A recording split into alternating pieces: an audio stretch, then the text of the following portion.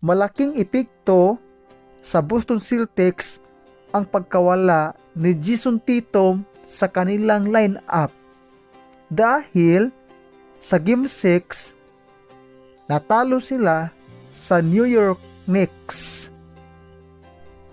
Kung kamakailan si Jason Tatum nagkaroon ng injury dahilan hindi siya nakalaro sa Game 6 at nayari na sila sa kamay ng New York Knicks.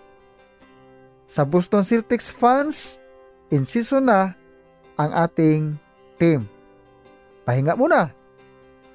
Magpalakas para sa next season. For the New York Knicks, sasabak ulit tayo.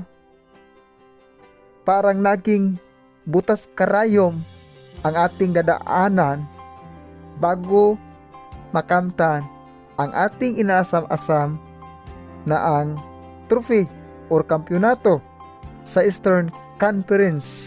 Alam naman natin ang Indiana Pacers. Malakas po itong kupunan. Parang bagyo dahil napatunayan nila pagkatapos matalo ang number 1 standing sa Eastern Conference na ang Cleveland Cavaliers.